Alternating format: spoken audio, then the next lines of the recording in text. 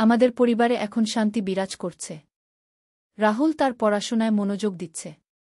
সৃষ্টি এবং রাধিকা একসাথে খেলাধুলা করে। কামরুল তার কাজকর্মে ব্যস্ত। আর আমি আমার পারিবারিক দায়িত্ব পালন করছি। কিন্তু গত মাসে আমাদের পরিবারে আরেকটি অভূতপূর্ব ঘটনা ঘটেছে। রাধিকা একদিন আমার কাছে এসে বলেছিল, মা, আমি জানি আমাদের বাড়ির নিচে একটি গুপ্ত সুড়ঙ্গ আছে। আমি প্রথমে এই কথায় বিশ্বাস করিনি। কিন্তু রাধিকা খুব জোর করে বলছিল যে তার পূর্বজন্মের স্মৃতিতে এই তথ্য আছে। একদিন সকালে আমরা সবাই মিলে বাড়ির নিচতলা খুঁজতে শুরু করেছিলাম। রাধিকা আমাদের রান্নাঘরের এক কোণে নিয়ে গিয়েছিল। সেখানে মেঝেতে একটা পুরনো কাঠের তক্তা ছিল। সেই তক্তা সরিয়ে দেখলাম যে নিচে একটা সিডি নেমে গেছে। আমরা সবাই অবাক হয়ে গিয়েছিলাম। এতদিন এই বাড়িতে থেকেও আমরা জানতাম না যে এরকম একটা গুপ্ত পথ আছে। কামরুল একটা টর্চ লাইট নিয়ে সেই সিডি দিয়ে নামতে শুরু করেছিল। আমরা সবাই তার পেছনে পেছনে গিয়েছিলাম। নিচে নেমে দেখলাম যে এটা একটা বিশাল ভূগর্ভস্থ কক্ষ। সেখানে অনেক পুরনো জিনিসপত্র রাখা আছে। বইয়ের তাক, পুরনো আসবাবপত্র এবং কিছু রহস্যময় যন্ত্রপাতি। রাধিকা সেই কক্ষে ঢুকে বলেছিল, এটা আমাদের পূর্বপুরুষদের গবেষণাগার ছিল। তারা এখানে তন্ত্রমন্ত্র এবং আযুর্বেদ নিয়ে গবেষণা করতেন। আমরা সেখানে অনেক পুরনো পুঁথি এবং গ্রন্থ পেয়েছিলাম। সেগুলোতে বিভিন্ন রোগের চিকিৎসা, তন্ত্রসাধনা এবং আধ্যাত্মিক বিষয়ে লেখা ছিল। একটা বিশেষ বইয়ে আমরা আমাদের পারিবারিক ইতিহাসের বিস্তারিত বিবরণ পেয়েছিলাম। সেখানে লেখা ছিল যে আমাদের পূর্বপুরুষরা বিশেষ আধ্যাত্মিক শক্তির অধিকারী ছিলেন। তারা ভবিষ্যৎ দেখতে পেতেন, রোগ নিরাময় করতে পারতেন এবং মৃত ব্যক্তিদের সাথে যোগাযোগ করতে পারতেন। কিন্তু এই সব শক্তি সঠিকভাবে ব্যবহার না করার কারণে আমাদের পরিবারে অভিশাপ নেমে এসেছিল। রাধিকা সেই বই পড়ে বলেছিল, মা, আমি এই সব শক্তি অনুভব করতে পারি। আমার মনে হয় আমি এগুলো ব্যবহার করতে পারব। এই কথা শুনে আমি ভয় পেয়ে গিয়েছিলাম। আমি বলেছিলাম, রাধিকা, এইসব শক্তি নিয়ে খেলা করতে নেই। এর থেকে বিপদ হতে পারে। কিন্তু রাধিকা বলেছিল, মা, আমি এই শক্তি মানুষের ভালোর জন্য ব্যবহার করব। আমি জানি কিভাবে সঠিক পথে এগুলো ব্যবহার করতে হয়।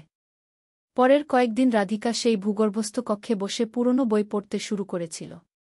সে বিভিন্ন মন্ত্র এবং সাধনা পদ্ধতি শিখছিল। একদিন আমাদের প্রতিবেশী রমা দিদি আমাদের বাড়িতে এসেছিল। তার ছোট ছেলে অনেকদিন ধরে জ্বরে ভুগছিল। ডাক্তারি চিকিৎসা করেও কোনো উপকার হচ্ছিল না। রাধিকা রমা দিদিকে বলেছিল, কাকিমা, আমি তোমার ছেলেকে সুস্থ করতে পারি। রমা দিদি প্রথমে বিশ্বাস করেনি। কিন্তু তার ছেলের অবস্থা দেখে সে রাজি হয়েছিল। রাধিকা তার পুরনো জ্ঞান ব্যবহার করে একটি বিশেষ ওষুধ তৈরি করেছিল। সেই ছেলের কলেজের বন্ধুরা বাড়িতে এসেছে। সে আমাকে বলল তার বন্ধুদের সামনে আমি যেন তার ওয়াইফ সেজে থাকি, কারণ সবাই জানে তার বিয়ে হয়েছে। আমি অবাক হয়ে বললাম, তুই কি বলেছিস ওদের? সে ফিসফিস করে বলল, বলেছি আমার খুব সুন্দর একটা ওয়াইফ আছে। এখন তুমি সেটা প্রমাণ কর। বন্ধুরা এসে আমাকে দেখে বলল, ভাই, তোর ওয়াইফ সত্যিই অনেক সুন্দর। আমি হাসি দিয়ে কাটিয়ে দিলাম। চানাশতা পরিবেশন করলাম। ওরা চলে যাওয়ার পর ছেলে আমার কাছে এসে বলল, মা, দেখেছ কতটা ভালো লাগছিল তোমাকে আমার ওয়াইফ বলতে? আমি কিছু বলতে পারলাম না। সে আমার 2 হাত ধরে বলল, মা, আমি আর মিথ্যা বলতে চাই না। তুমি সত্যিই আমার ওয়াইফ হও। আমি তোমাকে ভালোবাসি। চায়ের কাপ টেবিলে রাখা ছিল। এই গল্পটি সম্পূর্ণ শুনলে আপনাদের পানি অটোমেটিক বের হয়ে যাবে, সো যত দ্রুত সম্ভব হাতের কাছে টিস্যু নিয়ে বসে পড়ো। বিছানার চাদর যেন নষ্ট না হয় সেটা সম্পূর্ণ খেয়াল রাখার অনুরোধ জানিয়ে গল্পটি এখন শুরু করব। তার আগে সর্বশেষ অনুরোধ, দয়া করে এমন পানি বের করার গল্প নিয়মিত শুনতে আমাদের চ্যানেলটি সকলেই সাবস্ক্রাইব করুন। ধন্যবাদ। হ্যালো বন্ধুরা, আমার নাম মৌসুমী খান। আমার বয়স 43 বছর। আমার স্বামীর নাম কামরুল হাসান, বয়স 50 বছর। আমাদের 2 সন্তান, রাহুল আর সৃষ্টি। রাহুল 21 বছর বয়সী, বিশ্ববিদ্যালয়ে পড়ে। সৃষ্টি 14 বছর বয়সী, স্কুলে যায়। আজকের গল্পটি শুরু হয়েছিল গত সপ্তাহে। রাহুলের কলেজের বন্ধুরা আমাদের বাড়িতে এসেছিল। সে আমাকে অনুরোধ করেছিল যেন আমি তার ওয়াইফ সেজে তাদের সামনে হাজির হই, কারণ সে তার বন্ধুদের বলে রেখেছে যে তার বিয়ে হয়ে গেছে। আমি প্রথমে অবাক হয়েছিলাম, কিন্তু পরে ভেবে দেখলাম যে ছেলের সামাজিক মর্যাদার জন্য এটা করা দরকার। তার বন্ধুরা এসে আমাকে দেখে খুবই প্রশংসা করেছিল। তারা বলেছিল, ভাই, তোর ওয়াইফ সত্যিই অনেক সুন্দর। আমি হাসি দিয়ে কাটিয়ে দিয়েছিলাম এবং তাদের জন্য চানাশতা পরিবেশন করেছিলাম। কিন্তু আসল রহস্য শুরু হয়েছিল তারপরে। বন্ধুরা চলে যাওয়ার পর রাহুল আমার কাছে এসেছিল এবং বলেছিল, মা, দেখেছ কতটা ভালো লাগছিল তোমাকে আমার ওয়াইফ বলতে। আমি তখনও কিছু বুঝতে পারছিলাম না। সে আমার 2 হাত ধরে বলেছিল, মা, আমি আর মিথ্যা বলতে চাই না। তুমি সত্যিই আমার ওয়াইফ হও। আমি তোমাকে ভালোবাসি। এই কথা শুনে আমি প্রথমে হতভম্ব হয়ে গিয়েছিলাম। চায়ের কাপ টেবিলে রাখা ছিল, আমার হাত কাঁপছিল। আমি ভেবেছিলাম হয়তো সে মজা করছে বা কোনো নাটকের অভিনয় করছে। কিন্তু তার চোখের দিকে তাকিয়ে বুঝলাম যে সে একদম গুরুত্ব সহকারে কথা বলছে।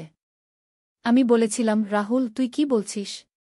আমি তোর মা। সে উত্তর দিয়েছিল, মা, আমি জানি এটা অদ্ভুত শোনাচ্ছে, কিন্তু আমার মনে হয় আমরা আগের জন্মে স্বামী-স্ত্রী ছিলাম। এই কথা শুনে আমি আরও বিভ্রান্ত হয়ে পড়েছিলাম। তার মধ্যে এমন কি পরিবর্তন এসেছিল? সে সবসময় একটা ভালো ছেলে ছিল, পড়াশোনায় মনোযোগী, কিন্তু হঠাৎ করে এই অদ্ভুত কথাবার্তা কেন? পরদিন সকালে আমি তার বাবা কামরুলকে এই বিষয়ে বলার চেষ্টা করেছিলাম। কিন্তু কামরুল বলেছিল, মৌসুমী, ছেলেটা হয়তো কোনো মানসিক চাপে আছে। আমরা তাকে কোনো মনোবিদের কাছে নিয়ে যাব।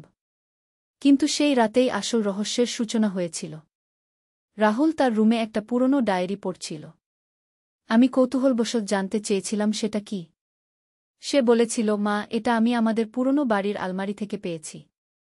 এখানে খুব অদ্ভুত কিছু লেখা আছে।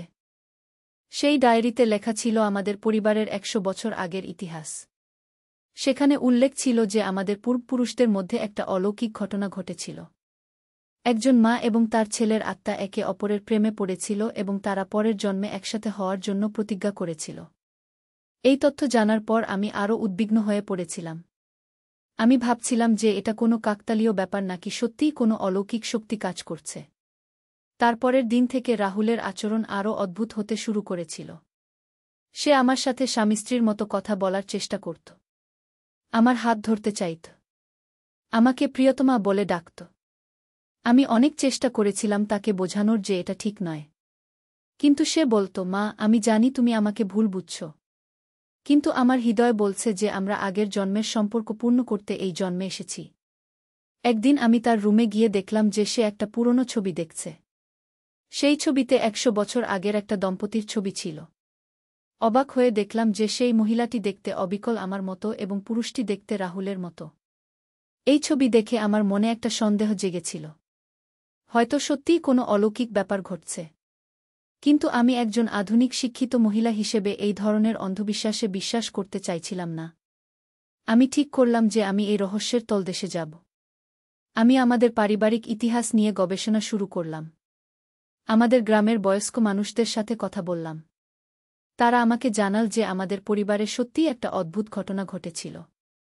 100 বছর আগে আমাদের পূর্বপুরুষ রমেশ চন্দ্র খান এবং তার মা কমলা দেবীর মধ্যে একটা গভীর আত্মিক সংযোগ ছিল। তারা দুজনেই একই দিনে মারা গিয়েছিল এবং মৃত্যুর আগে তারা প্রতিজ্ঞা করেছিল যে পরের জন্মে তারা প্রেমিক-প্রেমিকা হিসেবে জন্ম নেবে। এই তথ্য জানার পর আমার মনে আরও বেশি সন্দেহ জেগেছিল। আমি ভাবলাম যে হয়তো সত্যিই আমি এবং রাহুল সেই রমেশ আর কমলার পুনর্জন্ম। কিন্তু এই চিন্তা আমাকে আরও বিপদে ফেলেছিল। কারণ আমি বুঝতে পারছিলাম যে রাহুল সত্যিই আমাকে একজন মহিলা হিসেবে দেখছে, মা হিসেবে নয়। একদিন রাতে রাহুল আমার রুমে এসেছিল। সে বলেছিল, মা, আমি আর পারছি না। আমার মনে হয় আমাদের এই সম্পর্ক স্বীকার করে নেওয়া উচিত। আমি তাকে কঠোর ভাষায় বলেছিলাম, রাহুল, তুই যা ভাবছিস সেটা একদম ভুল। আমি তোর মা এবং সেটাই আমাদের একমাত্র সম্পর্ক। কিন্তু সে আমার কথা শুনছিল না। সে আমার কাছে এসে বলেছিল, তুমি যদি আমাকে বিশ্বাস না কর, তাহলে আজ রাতে আমাদের সেই পুরনো বাড়িতে চল। সেখানে আমি তোমাকে সব প্রমাণ দেখাব। আমি প্রথমে রাজি হইনি। কিন্তু তার পিডাপিডিতে শেষ পর্যন্ত রাজি হয়েছিলাম। আমি ভেবেছিলাম যে হয়তো সেখানে গিয়ে আমি এই রহস্যের আসল কারণ জানতে পারব। সেই রাতে আমরা আমাদের পুরনো বাড়িতে গিয়েছিলাম। সেই বাড়িটা গত 50 বছর ধরে খালি পড়ে আছে। চারদিকে জঙ্গল, অন্ধকার পরিবেশ। রাহুল আমাকে নিয়ে বাড়ির ভেতরে ঢুকেছিল। সেখানে একটা পুরনো ঘরে একটা বিশাল আয়না ছিল। সেই আয়নার সামনে দাঁড়িয়ে রাহুল বলেছিল, মা, এই আয়নার দিকে তাকাও। আমি আয়নার দিকে তাকিয়ে অবাক হয়ে গিয়েছিলাম। আয়নায় আমি এবং রাহুল দেখতে পাচ্ছিলাম, কিন্তু আমাদের পোশাক 100 বছর আগের মতো। আর আমাদের মুখে এমন একটা প্রেমের অভিব্যক্তি যেটা মাছেলের মধ্যে থাকে না। এই দৃশ্য দেখে আমার মাথা ঘুরে গিয়েছিল। আমি বুঝতে পারছিলাম যে সত্যিই কোনো অলৌকিক ঘটনা ঘটছে। হঠাৎ করে আয়না থেকে একটা আওয়াজ এল। সেই আওয়াজে বলা হলো, কমলা, রমেশ, তোমরা আমাদের প্রতিজ্ঞা পূর্ণ করার সময় এসেছে। এই আওয়াজ শুনে আমি ভয়ে কাঁপতে শুরু করেছিলাম।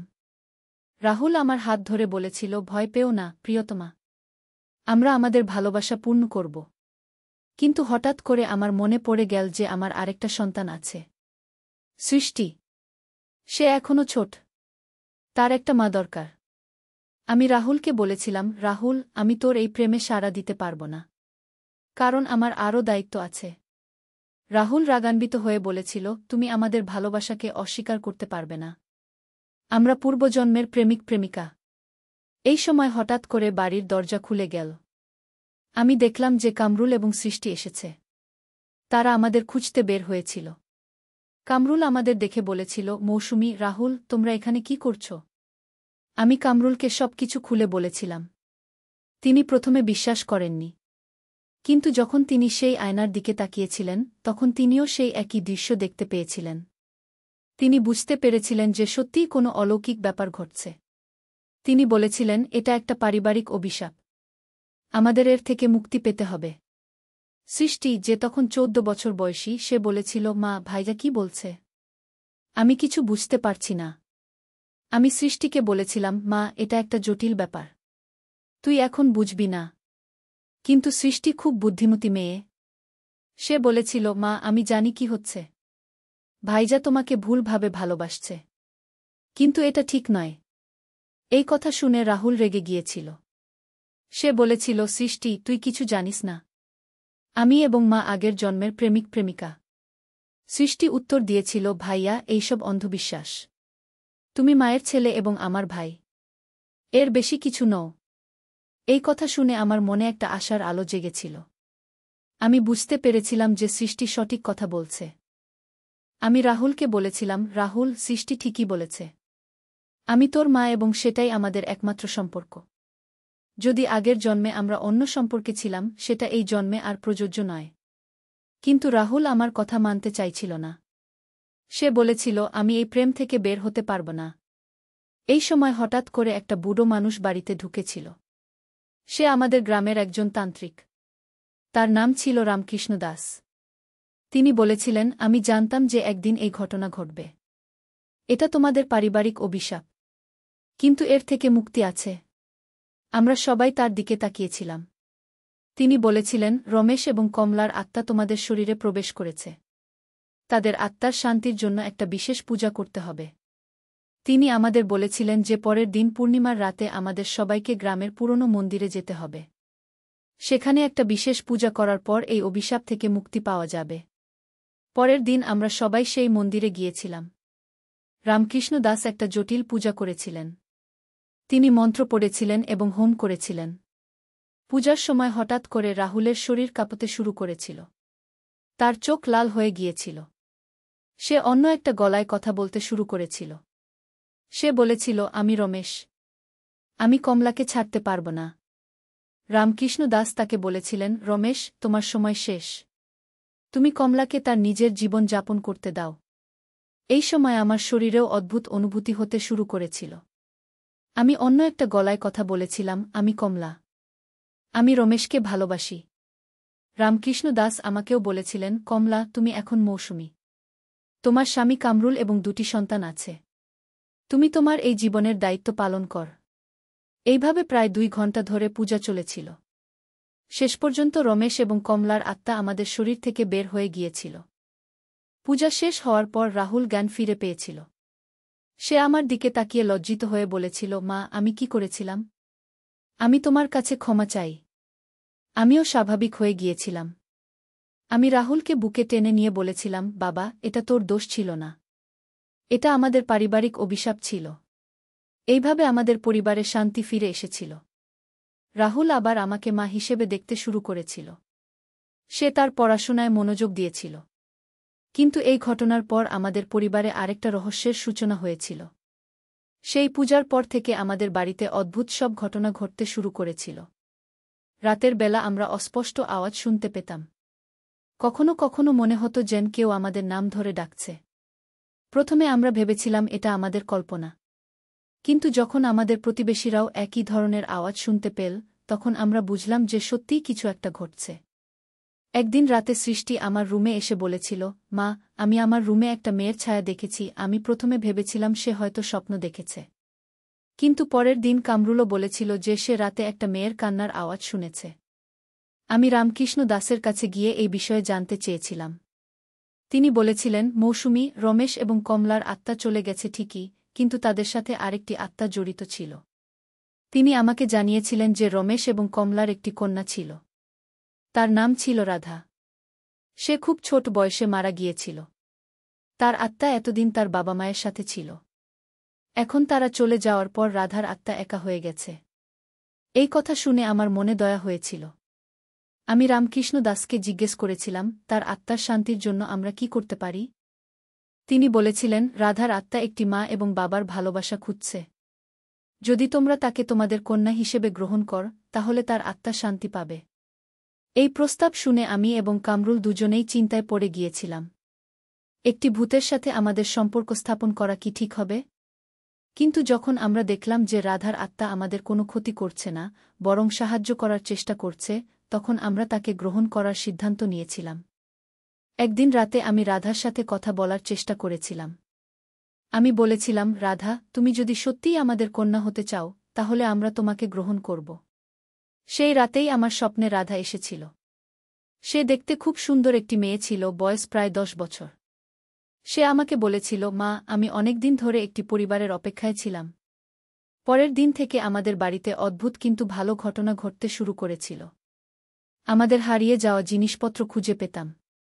রান্নাঘরে কাজ করার সময় মনে হতো যেন কেউ সাহায্য করছে। সৃষ্টি বলেছিল, মা, আমার মনে হয় আমার একটা বোন এসেছে। রাহুলও বলেছিল, মা, আমি অনুভব করতে পারি যে আমাদের পরিবারে নতুন একজন সদস্য এসেছে। আমরা রাধার জন্য একটি আলাদা রুম প্রস্তুত করেছিলাম। যদিও সে দৃশ্যমান ছিল না, কিন্তু আমরা অনুভব করতে পারতাম তার উপস্থিতি। কিন্তু এই নতুন পরিস্থিতি আমাদের জন্য নতুন চ্যালেঞ্জ নিয়ে এসেছিল। গ্রামের লোকজন যখন জানতে পারল যে আমাদের বাড়িতে একটি ভূতের আত্মা বাস করছে, তখন তারা আমাদের এড়িয়ে চলতে শুরু করেছিল। কেউ কেউ বলেছিল, ওদের বাড়িতে ভূত আছে। ওদের সাথে মেলামেশা করা ঠিক হবে না। এই কথা শুনে আমার খুব কষ্ট হয়েছিল। কিন্তু রাধা আমাদের জন্য সব সময় ভালো কাজ করত। একদিন সৃষ্টি অসুস্থ হয়ে পড়েছিল। সেই রাতে রাধা আমার স্বপ্নে এসে বলেছিল, মা, সৃষ্টি দিদির জ্বর কমানোর জন্য তুলসী পাতা দিয়ে চা খাও। আমি সেই উপদেশ মতো কাজ করেছিলাম এবং সৃষ্টির জ্বর সত্যিই কমে গিয়েছিল। আরেকদিন রাহুল পরীক্ষার জন্য পড়াশোনা করছিল। সে খুব চিন্তিত ছিল কারণ গণিতের একটি অঙ্ক সে পারছিল না। সেই রাতে রাধা তার স্বপ্নে এসে সেই অঙ্কের সমাধান দেখিয়ে দিয়েছিল। এইভাবে রাধা আমাদের পরিবারের একজন সদস্য হয়ে উঠেছিল। যদিও সে দৃশ্যমান ছিল না, কিন্তু তার উপস্থিতি আমরা সবসময় অনুভব করতাম। কিন্তু কয়েক মাস পর আমাদের পরিবারে আরেকটি রহস্যজনক ঘটনা ঘটেছিল। একদিন আমি বাজার থেকে ফিরে দেখি যে আমাদের বাড়ির সামনে একটি ছোট মেয়ে বসে আছে। সে দেখতে অবিকল রাধার মতো, যেমনটা আমি স্বপ্নে দেখতাম। কিন্তু সে একদম জীবিত মানুষ। আমি তার কাছে গিয়ে জিজ্ঞেস করেছিলাম, মা, তুমি কে? তোমার বাড়ি কোথায়? সে উত্তর দিয়েছিল, আমার নাম রাধিকা। আমার বাবা মা মারা গেছে। আমার কোনো আশ্রয় নেই। এই কথা শুনে আমার মনে একটা অদ্ভুত অনুভূতি হয়েছিল। আমি ভেবেছিলাম, হয়তো এটাই রাধার আত্মার নতুন জন্ম। আমি রাধিকাকে আমাদের বাড়িতে নিয়ে এসেছিলাম। কামরুল প্রথমে একটু দ্বিধায় ছিল, কিন্তু পরে তিনিও রাজি হয়েছিলেন। সৃষ্টি এবং রাহুল রাধিকাকে দেখে খুব খুশি হয়েছিল। তারা বলেছিল, মা, মনে হচ্ছে আমাদের রাধা দিদি সত্যিকারের মানুষ হয়ে এসেছে।